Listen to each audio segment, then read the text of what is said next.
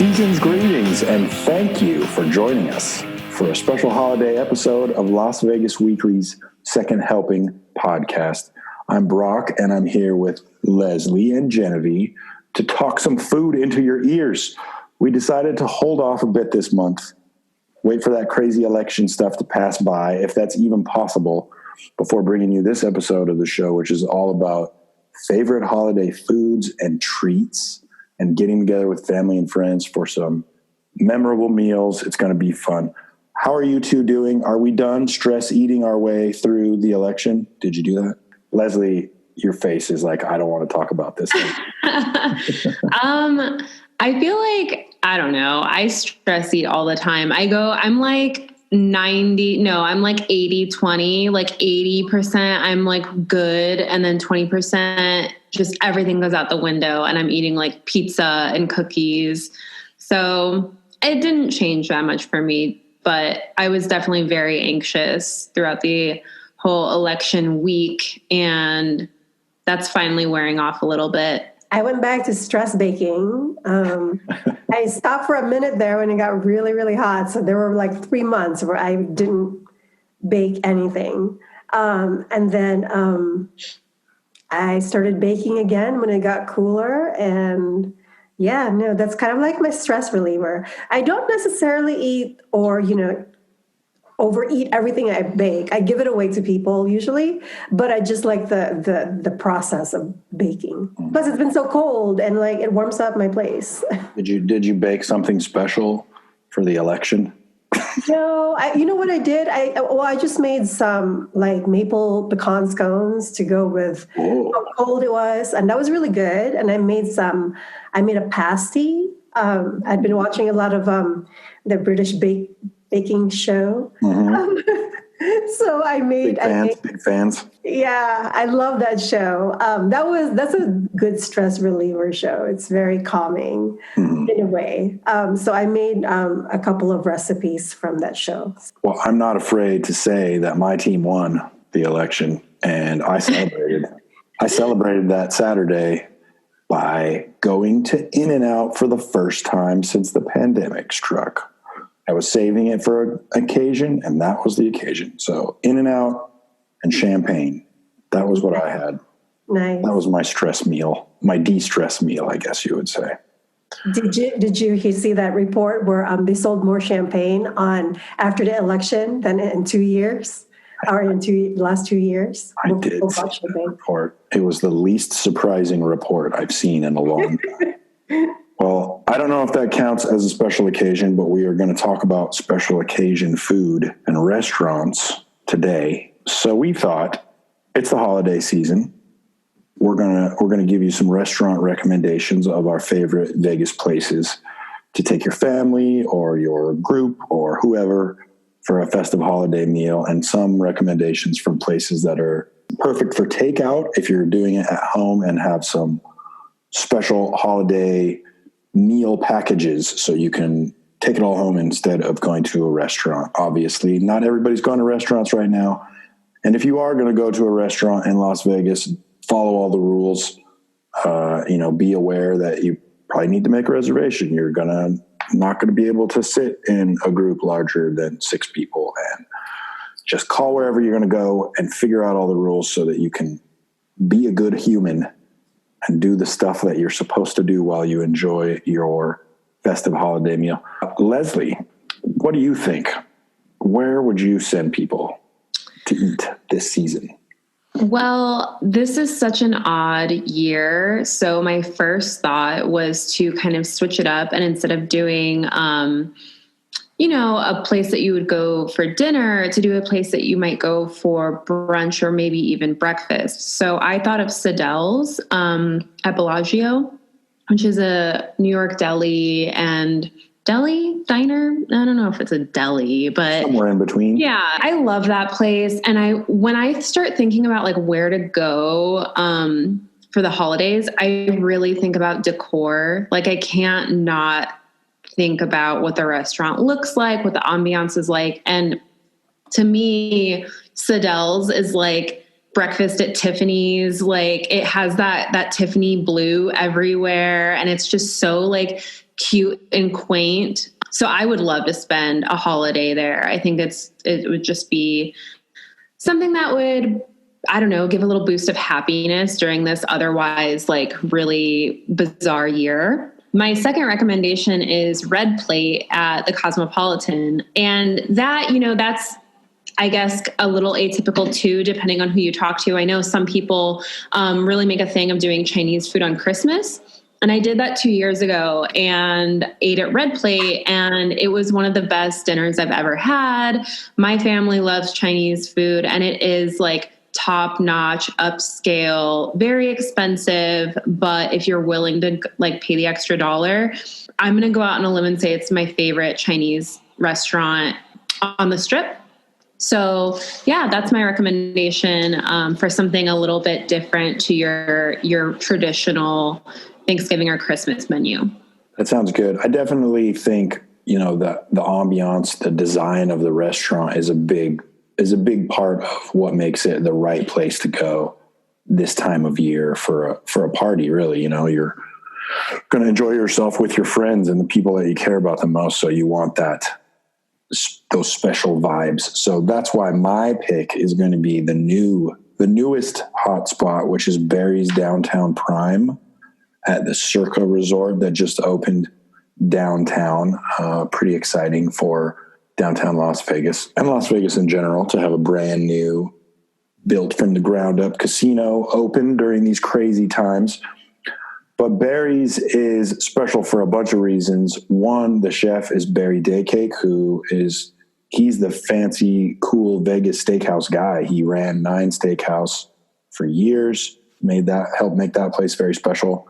And now he has come up with this new concept, which is the same kind of food that you would expect from a big Vegas steakhouse, but it's located kind of in the basement, like right underneath the Vegas Vicky's bar where that neon sign is when you first walk into Circa.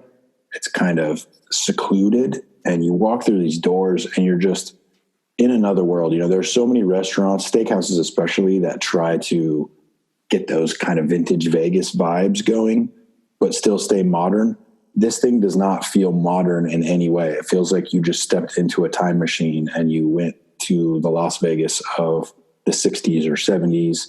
There's a ton of private rooms and little corners where you can have have the space to yourself with your group.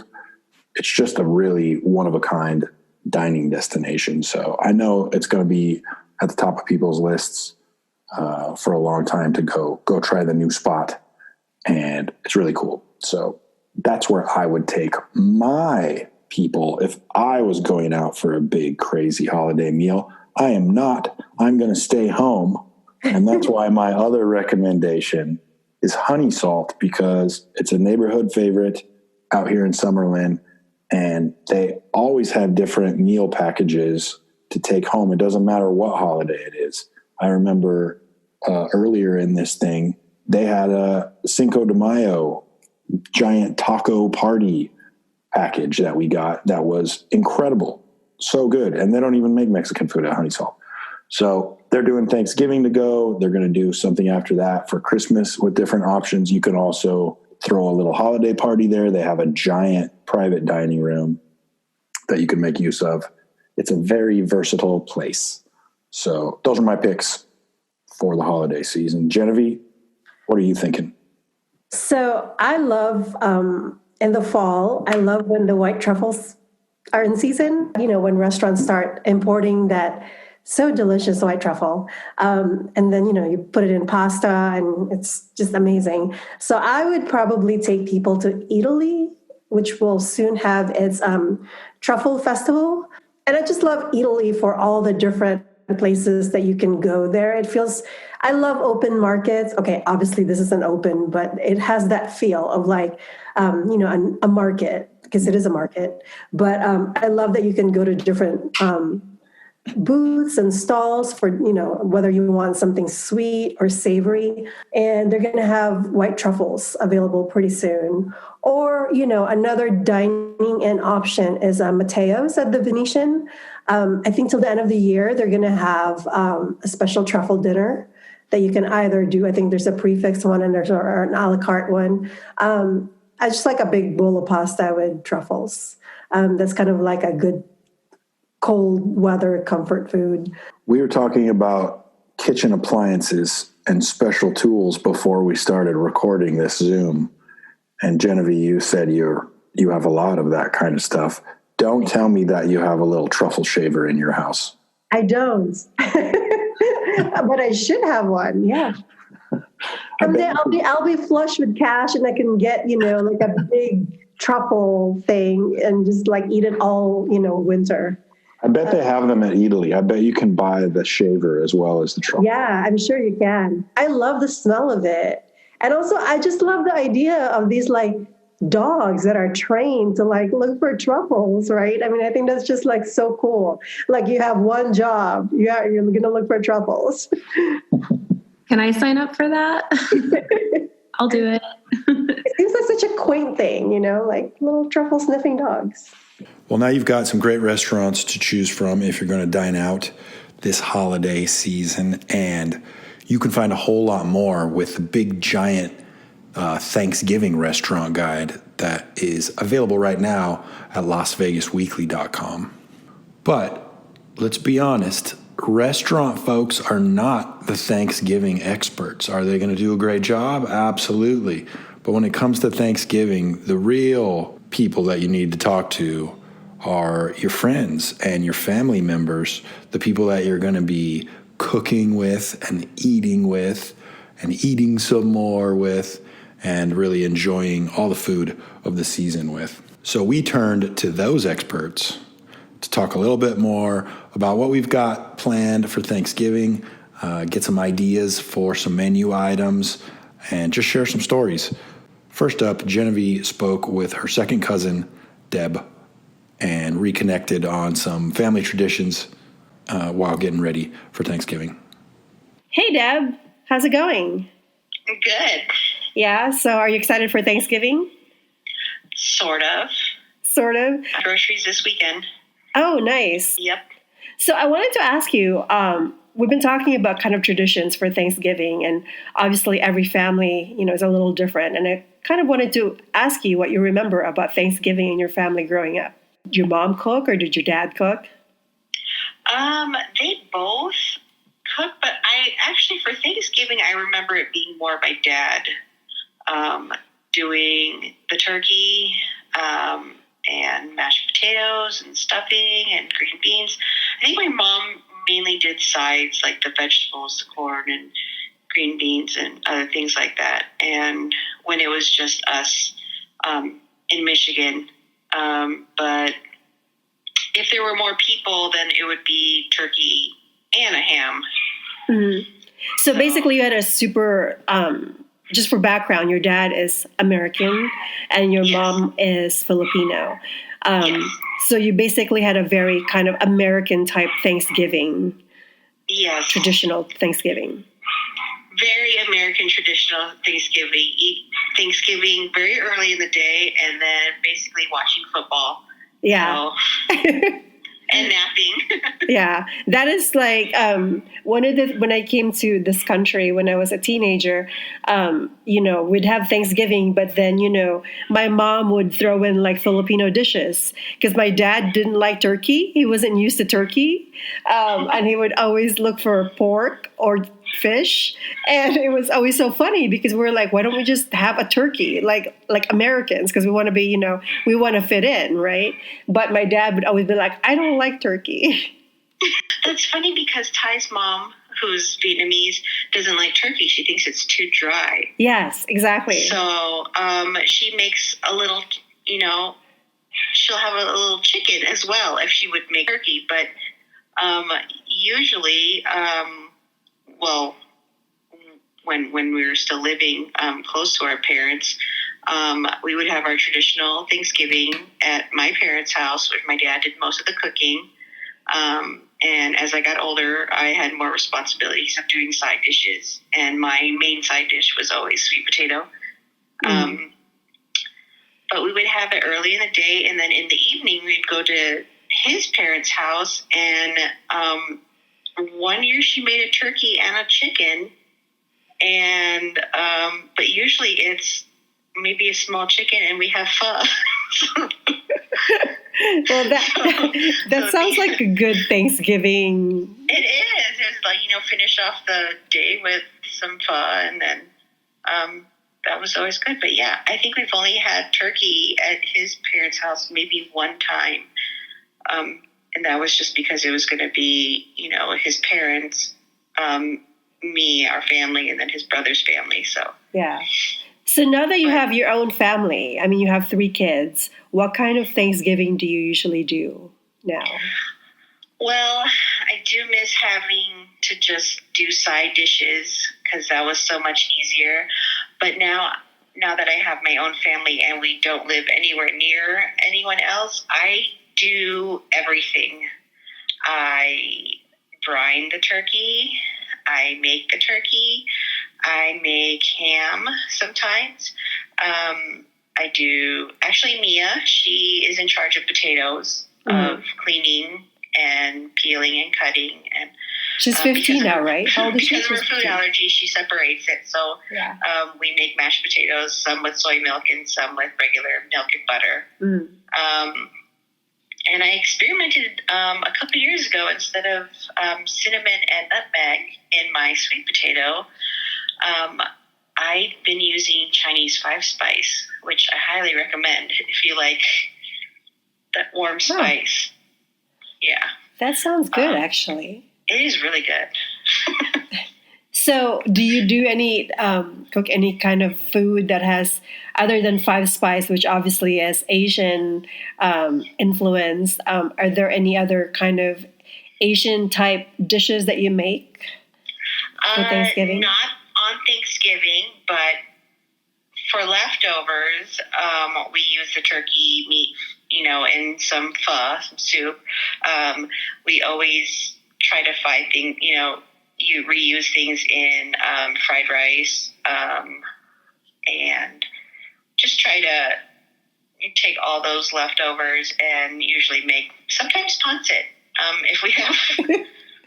If we have visitors, since we've been here in Oregon, we've had either my brother Sean come visit on Thanksgiving, and my cousin Nimitz came to visit one year. So mainly the traditional American Thanksgiving, and then the day after Thanksgiving, it's back to, how can we make this Asian? Yeah, that sounds really good. Wow, that's awesome. Well, happy Thanksgiving to you and your family this year. I wish I could join you this year, but obviously no flying right now. So, have a good Thanksgiving with your family. Well, you and Seb as well. Cool. Thanks. So Leslie talked to her friend Paul, who sounds amazing and is an inspiring Thanksgiving cook, as you are about to hear. You are like my number one foodie friend. And for anyone who has never been out to dinner with us, we just pig out and always go to town. So when I was thinking about who to interview for this, I just knew you would be perfect. So I guess first off, what are your thoughts toward Thanksgiving, toward the food of Thanksgiving? Like, do you love it? Are you like turkeyed out? Do you do anything special for Thanksgiving? Yeah, I mean, I moved to the United States when I was 12, right? So my family and I grew up in Colombia, and we don't have Thanksgiving there. Although now apparently Thanksgiving is a thing there. Like, it's just like now with the internet, they think they're cool and like, really? Sure, like obviously it's only like the rich posh people that are like, let's just have Thanksgiving and like watch the Thanksgiving episodes of Friends, whatever.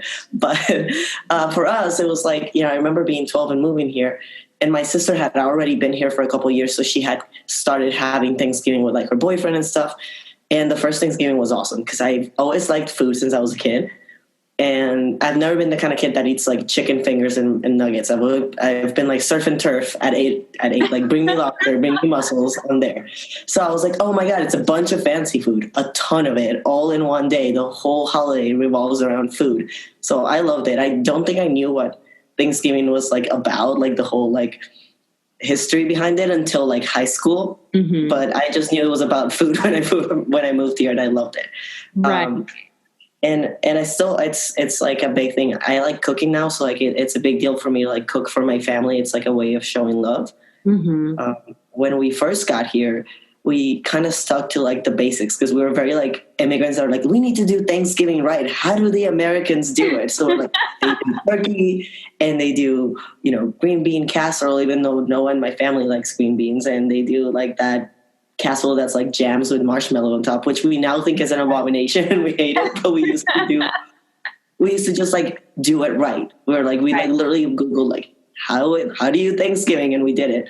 And over the years, we've just actually completely changed it into what actually works for our family and what we like.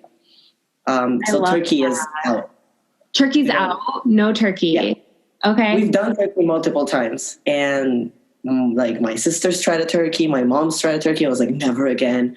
Then I tried one year. I think I was like 22 the year that I tried doing turkey. And it's always like dry, or maybe only the dark meat is good, and then like the breast is really dry, and there's always a ton of leftovers and no one wants it. So we've completely nixed the turkey now. Wow. Okay, so what's your main dish and what's the entree? Yeah, so ham is like honey baked ham is a must. Okay. And like my sister's family is Jewish and her husband is Jewish and her kids are kind of like semi-kosher, but like they all love Thanksgiving because like it's ham time. It's ham o'clock and they don't care. So we do ham, and then we always do like a second different kind of protein that can change every year. So this year we're going to do a brisket. But like last year we actually did do turkey, but only the turkey breast. And we did it in like a roulade where we rolled it in with like, I think it had like prosciutto and like stuffing inside of it. And it was kind of like you just slice little pieces of it rather than the whole turkey. We've done like a pot roast before.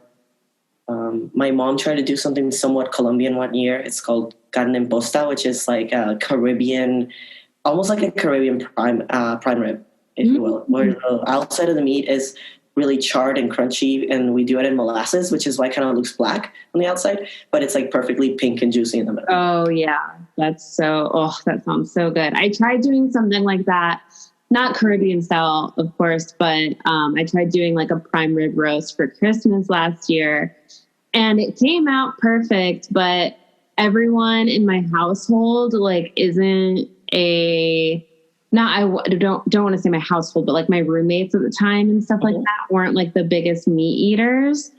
So it was like super rare, but not like, it was like the way it should be, but they were like, that's the way. Yeah. And I'm like, no, this is perfect. And they were like, right. I'll have. And not everyone, like some people don't like seeing like the pink in the middle, but like I would be offended if you gave me an overcooked prime rib. I'd be like, what is this? Exactly. Is that kind of one of the only times that you guys have done something like more like traditional from Colombia, or do you kind of bring in some other things from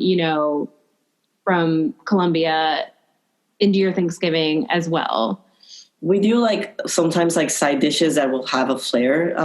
So, my mom's from like more the Caribbean part of Colombia, like Cartagena on the coast. So they do coconut rice there a lot. So it's rice that's cooked in coconut milk. And it has like a sweetness to it, but it also has molasses, so it's also kind of brown, like a brown sweet rice. So we'll do that sometimes.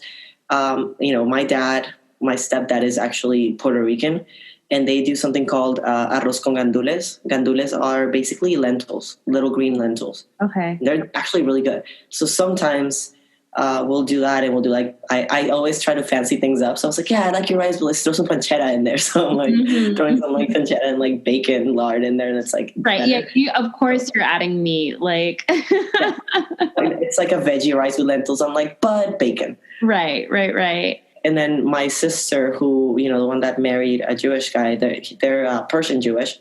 So something that I've done a couple of years, and I can't believe I do that, but we'll do 2 Thanksgivings, which her family, like her Jewish side of the family, they'll do Thanksgiving at like 3 p.m. And I'll go with them so I can eat the Persian food. And then we'll come back and have dinner at my place at like with my family at like 8 or 9 p.m. because we eat late. Oh my God. Yeah. That sounds amazing. We do they do a Middle Eastern turkey, and it What's is that like? amazing. Like she does. That's the only time I hate turkey. Usually, I think it's dry. It's probably because I can't cook it right. She does it. It's perfectly golden and juicy, and it's extra golden, almost yellow, because she puts Middle Eastern spices and a lot of like turmeric and saffron in it. So like, but the stuffing is something called albalu polo. It's the Persian sour cherry rice. So it's basmati rice flavored with saffron and other things, and it has these little sour cherries that are like sweet. They're a little bit like a cranberry and like a raisin, but they're, you know, and they're perfectly moist and they like pop in your mouth. I love it. That sounds perfect for fall too. Like that's when I think of like Thanksgiving, I think of, you know, those just kind of autumn flavors that are like, I don't know, it's just very like festive. Yeah, that sounds amazing. Like sweet potatoes and like, you know, like that combination of like sweet and salty, you know, because a lot of things in the fall will have like, you know, butternut squash with a little bit of cinnamon, or like it'll have like raisins in it. So yeah, it kind of goes with that. That's awesome. So are you cooking this year? I ordered the ham. Okay. And I'm going to taste it. And then my sister's taking care of the brisket. I'll probably be cooking a few of the side dishes. I haven't quite decided. I usually do either Brussels sprouts, you know, like crispy Brussels sprouts with some sort of like bacon and stuff. Or since no one really likes green beans and we've given up on that casserole, we always do like maybe cauliflower, Brussels sprouts, something else like that. So I'm waiting to see what looks good at the market. For veggies, I really just like going to the market and seeing what looks good. I don't necessarily go like, I need this. Right. I totally, especially for holidays, I'm like fresh veggies all the way, except for green bean casserole. That is the one thing where like my mom one time made it with like fresh green beans, and I was like, what is this? Like as a little kid, I was just like, ew, yuck. And I love fresh green beans, but like green bean casserole has to be made with like Campbell's like condensed like mushroom soup and like, or cream of mushroom soup, canned green beans, and like French onions. And it's right, like the ones that come in the little can. Yeah, exactly. And it's the simplest thing to do, and I love it, and I have to have it at every Thanksgiving. But everything else, yeah, I'm the same way. Like I want to do it fresh. I want like Brussels sprouts and sweet potatoes and just, I don't know. We're into like, I like adding a lot of color to the table. I think it kind of like adds to that feast aspect of Thanksgiving, of being like way too much food on one table. So usually like if we do cauliflower, we're going to do like, we always do a mix of like the purple and orange cauliflower with the white, or you can do like the Romanesco broccolini, which looks like a little Christmas tree. So it's cute. Yeah, that's such a good idea. I love that. And if you just roast it all together, like it you know, it already looks beautiful. So it's going to taste good if it looks good. Right. Right. We do the same with potatoes. We'll get like the purple potatoes with the fingerling potatoes and do some sort of roast. Or if we do carrots, we get the, you know, the purple carrots that are like the cute seasonal ones with like parsnips. Right. You're giving me so many good ideas, because I was just on the phone with my cousin before this, and he's coming down for Thanksgiving this year.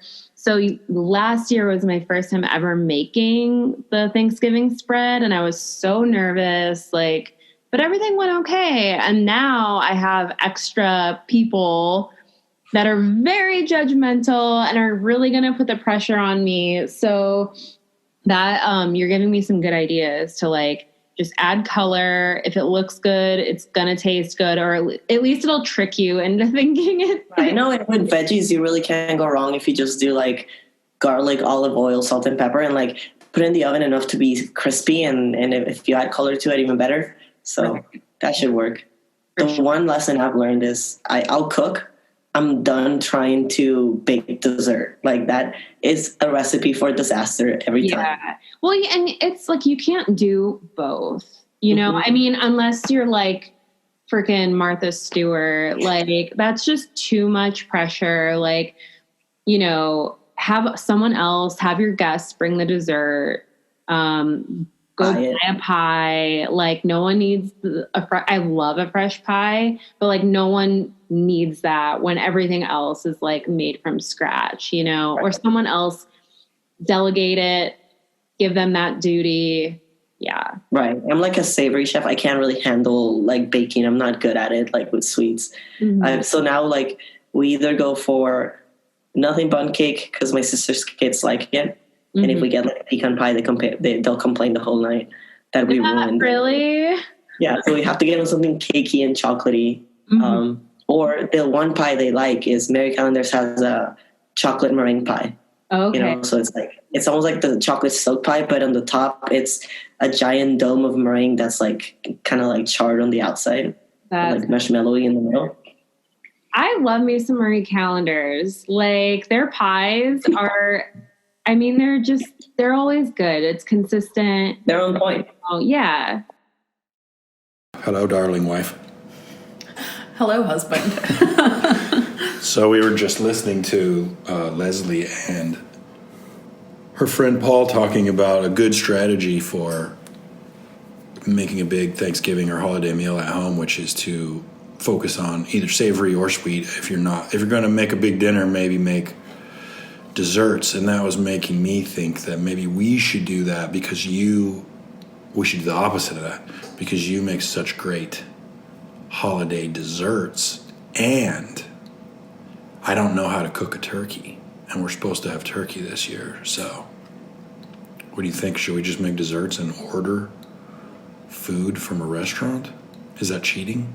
No, I think that's a great idea. The desserts are the most important part of the Thanksgiving meal, in my opinion, anyway. You can't have too many. Yeah. What do you think is the best holiday dessert that you like to make the most? That I like to make? That's a good question. Because I have a long list of your desserts that I want you to make. Pecan rolls, cranberry tart, poached pear galette. I think the poached pear galette was one of the favorite things that I've made recently, and it's so easy to make, and it's so delicious. It's quite pleasing, and I think it's one of those things that would be hard to mess up. One of the things that I really have enjoyed making and eating, of course, over the years is the pumpkin cheesecake that I make, but cheesecake is kind of a fraught dessert situation because it's so hard to tell, when it's exactly right. And that particular recipe is such a big, deep cheesecake. And so, the baking process is a little bit more anxiety inducing than I would say something simpler like that galette was. But I also, I really like to make things with cranberry, obviously. And, I really like a tart flavor and something where you can really enjoy the special tartness of cranberry. So there are a handful of things that I've made with cranberry that I've really enjoyed as well.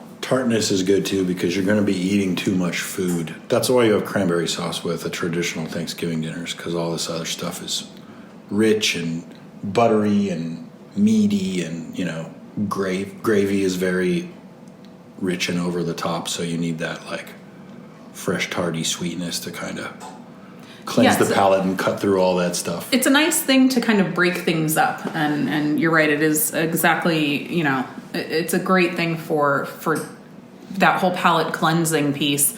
One thing that I was thinking of just the other day was years and years and years ago, I went to a tapas place in San Diego, and they had a creme brulee, and it was a rosemary creme brulee. And it was just delicious. And so that's something that I think would be really fun to make something, and whether it's a creme brulee or some kind of tart or something like that, that's got a custardy element, and really try working with rosemary and see if I could pull that off, because that's the taste of the season, I think, right there, rosemary. That's a good idea. So maybe you should make like 3 desserts, and we can have those in the morning time on Thanksgiving Day. We can have that for like brunch.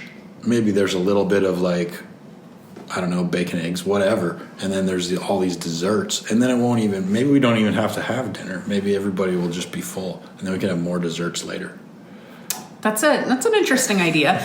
I will take issue with you lumping cinnamon rolls or pecan rolls in with desserts, because those are made specifically for more of a brunchy breakfast type of enjoyment. Those are not meant to be a dessert in the traditional sense of a dessert. I'm pretty sure I've had those for all 3 meals whenever you've made them. I'm sure that you have. I'm sure you have. But for everybody else, those are really meant to be more of a breakfast or earlier in the day type of treat. Well, I'm confident that we'll work it out, because we've done a few Thanksgiving cooks for your family at this point over the last few years. We've had large groups and extra relatives and in-laws, and we've always been operating out of tiny kitchens, and we've made Christmas dinners in tiny kitchens in people's houses, and I think we have our strategy pretty down, at least to the point where we don't kill each other when we're cooking. Yeah. I mean, it'll be exciting to actually make a full, meal like that in our own kitchen, where we have all of our different tools and whatnot. So yeah, that's we true. don't have a situation where you realize that your parents don't own a microplane and you're trying to figure out how to grate some zest. Yeah.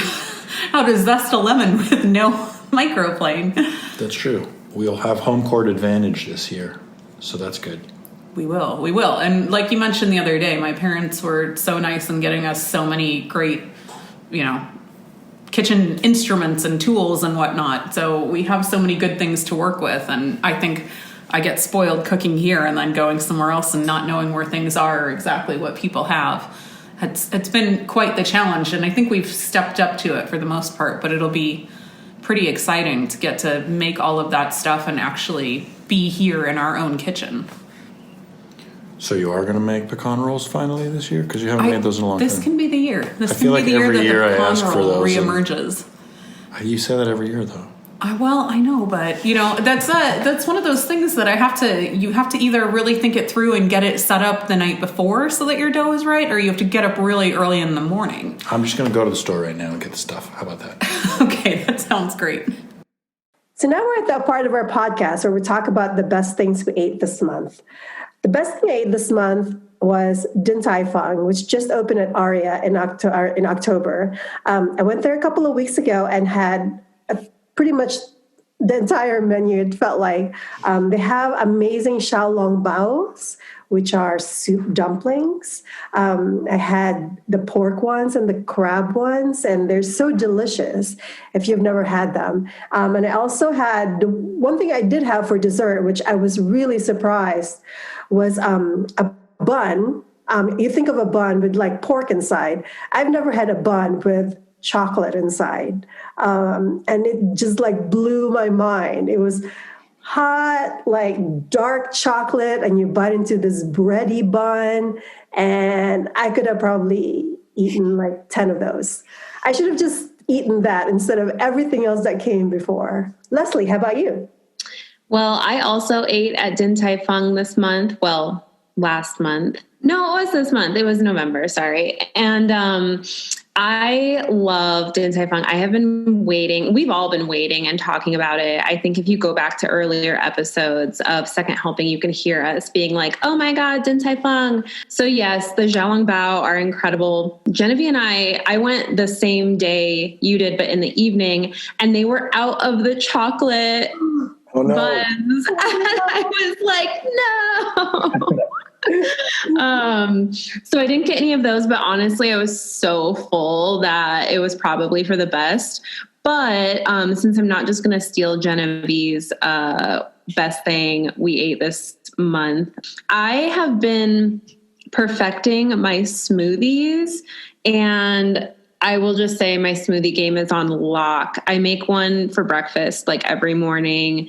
I have like 30 ingredients in my smoothie. It takes me like 20 minutes to make one. And I just like zen out. I just like, it's my routine. It's just what I do.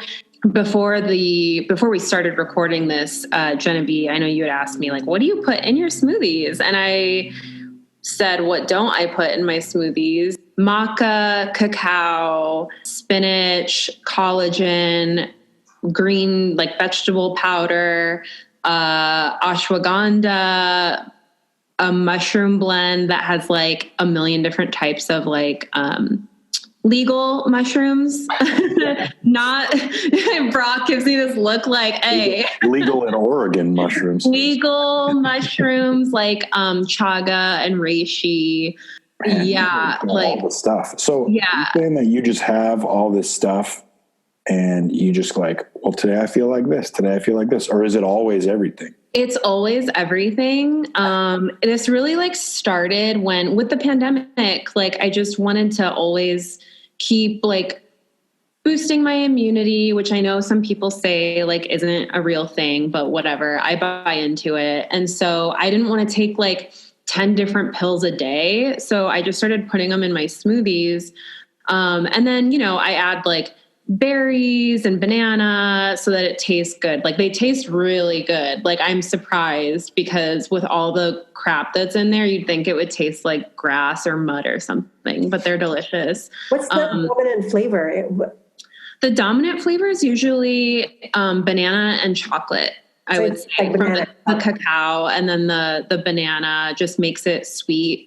Yeah. And then I do play with them. Like, you know, if I'm like over chocolate and I don't want chocolate that day, like I won't do the cacao, or I'll add like frozen cherries or blueberries and also avocado. It gets real weird, but I swear they're good. I promise. So Avocado's great in a smoothie. I'm jealous now. I want to have all this at my house and choose. Well, one day I will make you guys one when it's safe to share food again. Just drive by, just throwing out the window.